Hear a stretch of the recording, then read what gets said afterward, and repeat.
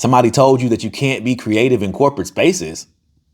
Psh, come on in. Dearly beloved, we are their well-being. What's going on, good people? Welcome back to another episode of Elevate. Don't hesitate. It is your man, Rashad here. I am super excited to be back with you for another episode. So listen, in the next 5 minutes or so, I'm going to give you some tools to help you be creative in corporate spaces. I hear this all the time. Every time I do a keynote, I hear people say, oh, you're so creative. I don't have a creative bone in my body. I couldn't do this. And I'm just like, listen, that's great, but it's not true. Okay. Creativity is something that everybody has on the inside. And today, good people, I hope y'all listen. Are y'all listening? Today, we are going to activate the creativity that is living inside of you with these few easy steps. Come on in. Let's do it. Come on in, good people. Like I said, we're going to jump right into this. How can you be creative in corporate spaces? Listen, this is the first thing I want you to do is write this down. Number one is super important because it's a misconception that a lot of folks have. Listen, number one. Are you ready? I saw you getting your pencil. I want to make sure you had it. Okay, good. Number one, creativity is just problem solving. That's it. I mean, I could drop the mic right there if I needed to. Creativity is just problem solving. That's it. It is not that deep. Okay. We are looking at creativity as a way to be resourceful.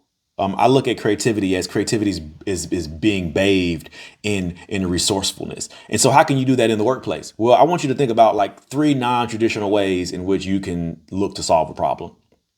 Get outside of your head. Think of the most outrageous ways in which you could solve a problem. I do this in a lot of my trainings and my workshops that I do is we come up with these really outrageous ways to sell products or develop ideas.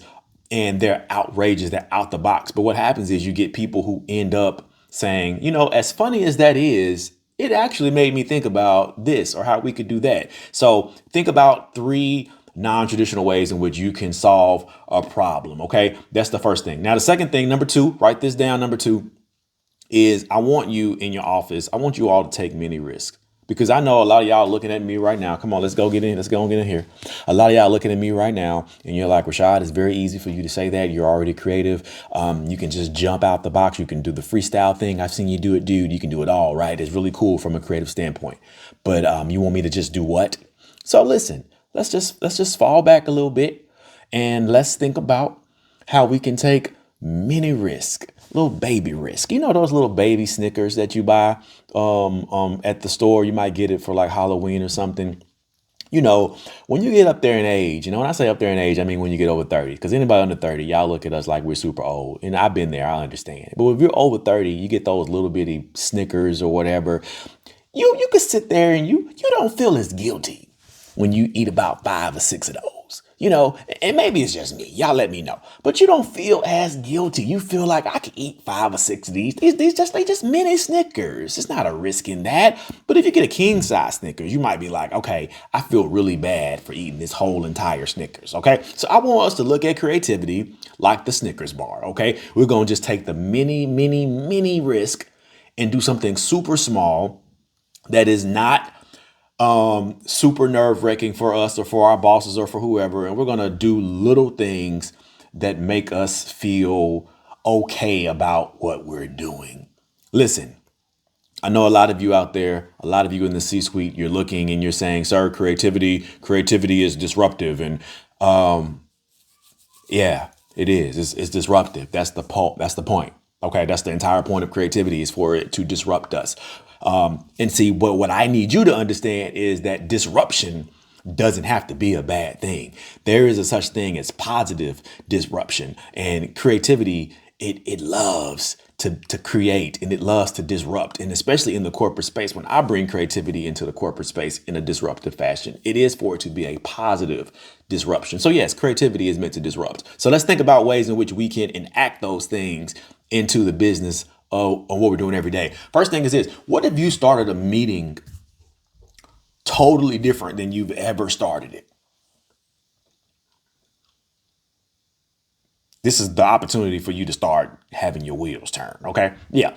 Start a meeting totally different than any other way you've ever started a meeting. And that could be just a small, mini thing that you do. And people may be like, why did she start the meeting like that? That was different. That was odd. And guess what happens? Like our brains are starting to because we're used to the pattern of like every Monday morning, Bueller in our meetings. But if you changed how people saw the meeting, if you changed how people approach the meeting, maybe it changes the outcome of what that meeting looks like. So that's number 2. Take many risks. Okay. Take many risks. You don't have to jump out the plane immediately. You can just jump off the porch. Okay. Let's take many risks. Number 3, the final thing we want to think about is we want to shift our limiting language. This is something I talk about a lot, and I think it's important for us. This is a mindset thing, but shift our language. Stop saying I can't. And I know that's really easy, but like these are ways in which we can really start to inject creativity into everything that we do. Change your limiting language. Stop saying I can't. What if you changed? Well, this is the way that we've always done it to let's do it this way and just see what happens. Let's make a decision to say we're going to do this. How about we do this? I would love it if we did that, and just get out of the gatekeeping mentality that we have sometimes about our own businesses and say we can do things a different way and just see what happens. Here's an example of a way in which we can do that in the office. What if for an entire week you said, we are no longer allowed to use the word can't in our morning huddles. Anybody that uses the word can't, you're going to be penalized and whatever that looks like, right? Nothing serious. But it changes the mentality, because instead of saying, well, we can't really do that. Well, we can't serve the customer in that way. Well, we're not going to be able to. And if we just take all those words away and say, hey, whenever we're in a meeting this week, we cannot use those words, and see what happens. All right. Those are the 3 things that we can do to help spark creativity in corporate spaces. All right. Listen, I'm going to leave you with this. Creativity is a mindset. Okay. Creativity is a mindset. It is not magic. It's a mindset. And it's really a process if you think about it. And that's how I want you to walk away from this YouTube today. Is I want you to look at creativity as a process, as a means to an end. Creativity is a process that helps us to get from point A to point B. And it helps us to really, really realize at the core, creativity is not about artistic ability. It's not about being creative. It's just about solving problems. All right. So I don't want to hear anybody else. When I show up to do a keynote, I don't want you to tell me that you are not creative, because I'm going to say,